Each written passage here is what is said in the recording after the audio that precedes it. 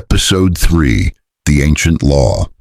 The elderly Asgardian, introduced as Tyr, royal advisor and keeper of Asgard's legal traditions, consulted texts so ancient they were written on materials Storm couldn't identify. The coronation ceremony had been suspended, the assembled nobility ordered to withdraw, and Storm found herself standing in the throne room with Thor, Heimdall, Tyr, and a woman who'd been introduced as Lady Sif, commander of Asgard's forces. May the Tempest duel, Tyr read from texts that seemed to shift language as Storm watched, becoming readable to her eyes through some translation magic she didn't understand. When two storm wielders of equal divine potential meet, when their powers synchronize rather than oppose, when the heavens themselves cannot determine which should command the weather, the ancient law is clear. No throne can be claimed by one who shares storm authority with another until the duel is resolved and supremacy is proven. "That's ridiculous," Thor protested. "My father just died. Asgard needs a king. We cannot suspend succession because some mortal who manipulates weather happened to appear during my coronation." "I'm not just some mortal," Storm interjected, her temper flaring, "and I didn't happen to appear. Something pulled me here through a dimensional rift. I was trying to stop a mystical disturbance on Earth, and whatever ritual was occurring resonated with my powers in ways I don't understand. I don't want your throne. I don't want to be in Asgard. I want to go home to my team, to my responsibilities, to the people I actually swore to protect." "Then we are in agreement," Thor replied. "Return her to Midgard, Heimdall. Let her go back to her team and we can proceed with—" "The law does not permit it," Tyr interrupted, his voice carrying the weight of someone who'd arbitrated divine disputes for longer than most civilizations existed. "Once the Tempest duel manifests, once the synchronization occurs, both storm wielders are bound to Asgard until the challenge is resolved. This isn't preference or tradition, Prince Thor.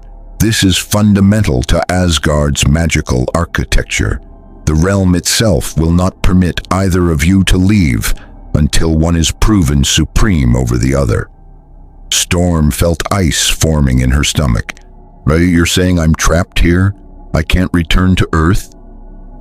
"Not until the duel is complete," Heimdall confirmed.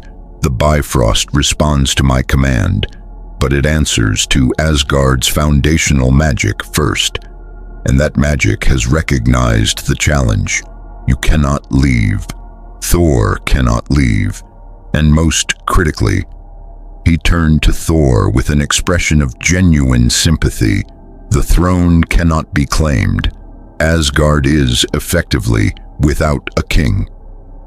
"How long?" Sif asked, her tactical mind already processing implications. "How long does this duel typically last?" "The last recorded Tempest duel was 9,000 years ago," Tyr replied, "between Odin and a storm giant from Jotunheim. It lasted 6 months and destroyed 3 mountains before Odin proved superior.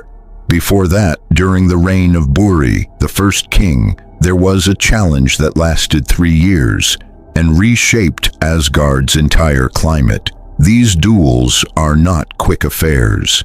They test every aspect of storm mastery, power, control, creativity, and philosophical understanding of what it means to command weather as divine authority." "Months," Storm's voice was strained. "The X-Men need me. There are missions, threats, mutants who depend on—" "And Asgard needs its king," Thor interrupted, though his voice carried less anger than before, more the exhaustion of someone realizing the situation was worse than initially apparent. "The 9 realms look to Asgard for protection. Without a crowned king, our enemies will see weakness. Frost giants, dark elves, worse things that wait for moments exactly like this. We cannot afford to have succession suspended for months, while we engage in some archaic duel that... The law is clear, Tyr said with finality. Neither your preferences nor hers change what must occur. The Tempest duel will proceed according to ancient tradition. You will both compete in trials of storm mastery. And until one is proven superior, Asgard's throne remains empty. Storm and Thor exchanged glances across the throne room. Two beings who commanded weather, who'd both been called gods, who just discovered they were trapped together in a cosmic challenge neither wanted but both were bound to complete. There has to be another way, Storm insisted. Some exception to the law, There is no exception, Heimdall said quietly. The magic that governs this challenge predates even Odin. It was written into Asgard's foundations by the first storm wielders who ruled these realms.